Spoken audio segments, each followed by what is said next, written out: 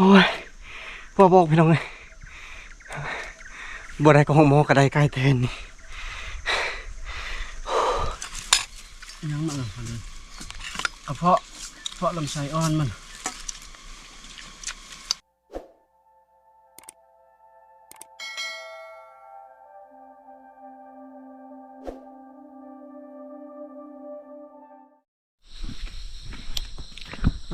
ก่อนอื่นกะกลับทักทายสบายดี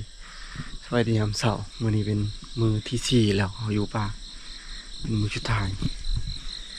ตอนช่วยๆกะกลับแหละกูหมอกูเบ็ดกะกลับบ้านทีนี้ก็จะขึ้นไปพึกอยู่กกไงคือเก่ามองเห็นกับหงมองวันนี้แหละ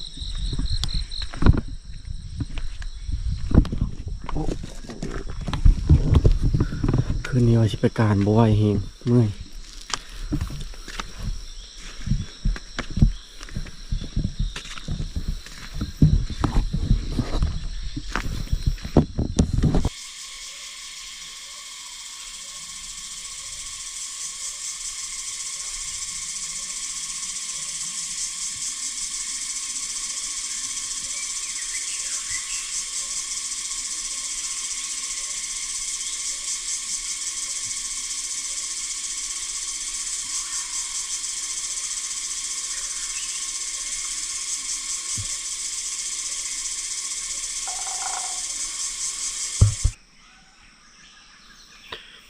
เมื่อเช้านี้เข้าตัวเดียว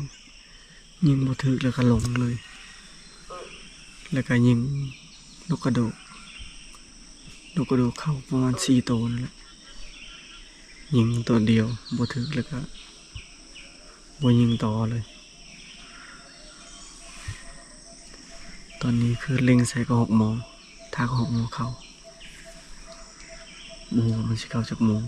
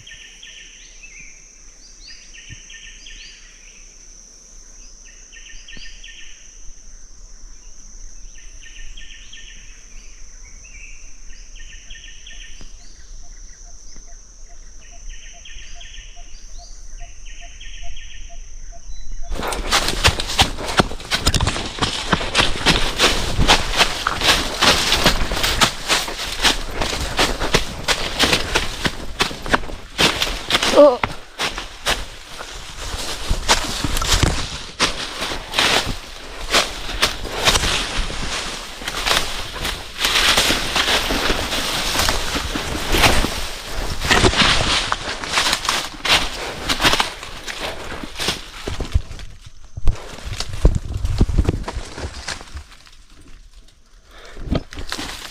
ปทาง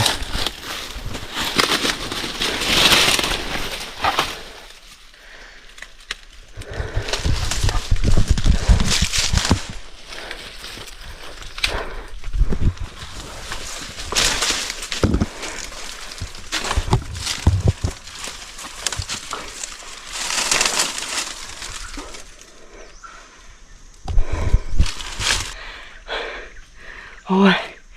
ว่าบอกพี่น้องเลยบ่ได้ก็ห้องหมอกระไดใกล้แทนนี่โอ้ต่อเขาดีบันยังเลยมีเชือกข้างในประมาณ5 เมตรพี่โอ้ก็ห้องหมอกว่าจะได้ยิงประมาณ30 ปลายนาทียิงบ่ถึกพี่น้องเลยยังบ่แม่นอาหารเฮาอยู่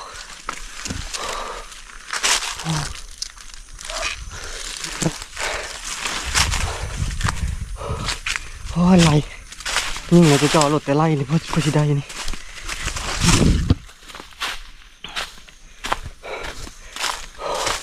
โอ้ยดีใจพี่น้องเลยเมื่อกลับได้แก่ปลาพี่ของหมอข้ามมาทางนี้นะ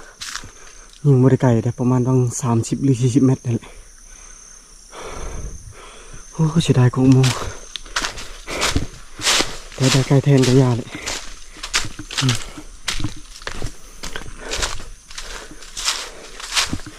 โอ้ก็ดูเห็นคุณ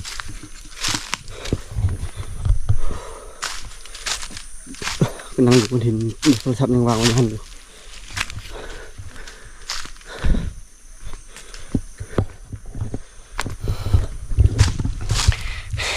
มาหมนี้บ่เห็นได้หลายอย่างเลย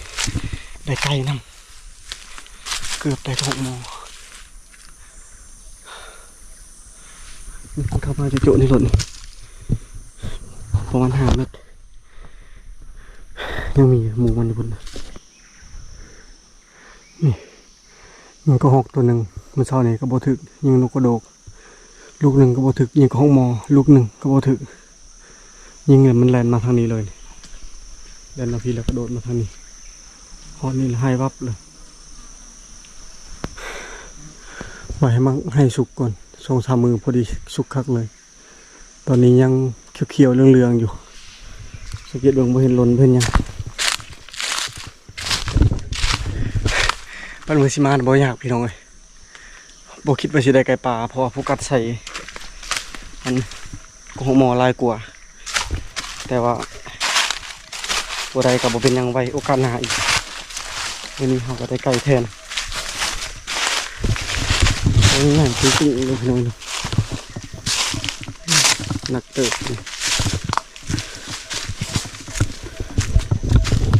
ตอนนี้ลงมาฮอดบอลแล้วทีมงานเฮากะเกียมโอ้อยู่ของกินข้าวเช้าก่อนทางกลับบ้านมันบอลใบเครื่องของใบอาหาร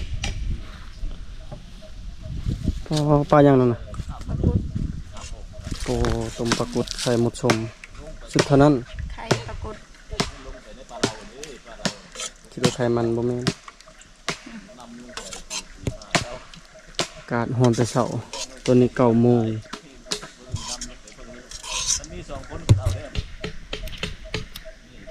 ปีงปลาสูตรปลาอีกัมหรือว่าปลาเปียปลากาพวกแล้วก็ปีงกบเมนูเฮาเลือกกินหลายอย่างอยู่แต่ว่าน้ำนะลามเอาเพราะว่านำกินเฮาเบิดแล้วเอามาแต่2 ตุกกับตุกน้อยตอนนี้ซุมเฮาก็ยังทาพันไม้กับบ่พางทาจะเพิ่นกินข้าวแล้วก็สิได้เดินทางกลับบ้าน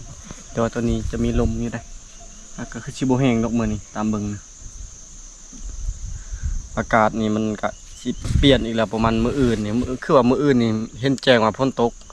แต่ว่าตกบ่แห้งนะประมาณ30 ปลายองศา30 ปลายเปอร์เซ็นต์ประมาณนี้แหละ คิดว่าสิบ่มานแล้วมื้อนี้ยิงกระหอกก็บ่ถึกยิงนกก็บ่ถึกหกโมอก็บ่ถึกแต่ค่อยว่าระวังบ่ถึกนี่กับถึกบ่ตายนี่เอาบ่ถึกดีกว่าเฮาไปยิงมื้อหน้าเฮาก็ยังได้ยิงอีกได้รุ่นอีกคันมันถึกบ่ตายแล้วก็มันบ่เข้าอีกมันย้านนะไปวงใหม่บางทีก็ไปตายไกลพู้แบบนี้มันก็เสียดายอยู่แต่ว่าบ่ปานใดคันถึกบ่ตายนะแฮงเสียดายเว้ยนั่นแบบว่ามันอาจสิไปตายบนอื่นพุ่นก็มีตอนนี้เขาคิดว่ามันเข้าอีกได้เงียบๆมันก็เข้าอีกเมื่อวานนี้คือกันเข้า2เทื่อหักคันขึ้นไปแล้วนี่ถ้าทีมงานเฮาลงมาบ่ฮู้เพิ่นสิมาจากโมงแดดอยู่มื้อนี้แต่ว่าแดดมีลมอาหารของเฮาก็ใส่แช่น้ำแข็งเบิดทางหน่อไม้ก็หอกบางปลาทุกอย่างที่เฮาได้น่ะแช่ไปเบิดเลยแช่น้ำก่อนว่ามันจะบ่เน่าแล้วก็บ่ได้คั่วอีกเรียบหัวพุ่นตายหัวขึ้นไปพุ่นเลยพุ่นก่อนซื้อมาเต็มแต่ว่ามันเปื่อยมันบ่ตรงปกแล้วตอนนี้พอฝีมือเลยตอนนี้ยังทาแต่บ่พางกับนายพันใหม่ยังทันลงมา11โมงแล้วเลย11โมง17นาทียังไม่ให้ลงมาอยู่ทาเพิ่นกินข้าวพันใหม่มาหอดได้ก็หอก3โตก็หอก2-3โตพอดีเป็น5เนาะลูกเป่า1ก็หอก3โอ้เขาว่าผิดน้อย1นะหอกเพิ่นได้3ลูกเป่า1ดีใจแล้วพอเสียวได้คมแซ่บได้5โตนก2ก็หอกมีเสียวหน่อยยิ้มเป้ยแล้วจังได๋มีเสียวหน่อยมันเปรี้ยวขึ้นมาได้เป็นปลากดบ่ใส่หมดชมก่อยปลากดปิงปลาปิงกบได้จากโตเป็นได้คือลงมาช่วยแท้มื้อนี้สวัสดีได้บ่ของหมอน่ะจัดก็ของหมอถ้าเขาจักเถื่อจนมือจนลอยมันบ่จักกุมมาให้แล้วก็ของหมอบ่จักกุมให้ล่ะแม่นบ่ได้ก็ของหมอบ่ทำนั่นดิมานั่งกันเลยมากินข้าวปรากฏบ้านเลยบ่น้องดามื้อนี้ปรากฏไหลไหมบ่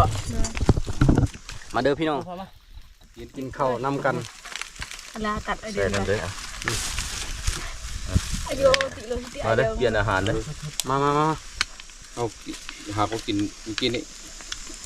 พอมันกินเรามึงคอยปรากฏมันคนน้อยมันกินมาไปใส่เกลือยันอันนั้นมั้งใส่เกลือลาให้จังเรือกินข้าวตอน11-12โมงพอละ12โมงฮอดแล้วนะเดี๋ยวบัดมันก็จับเรือยังมาเลย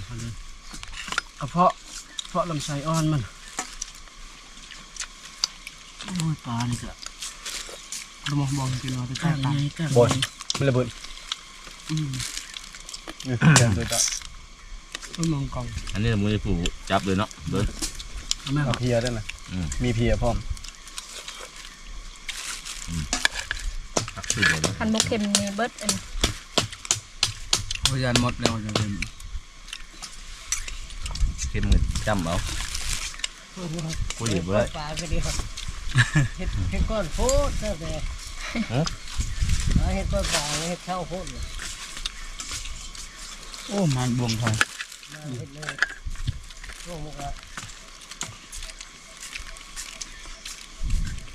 พันไม้บ่เมื่อบ่ไปเด้อพันน้อยไปเด้อ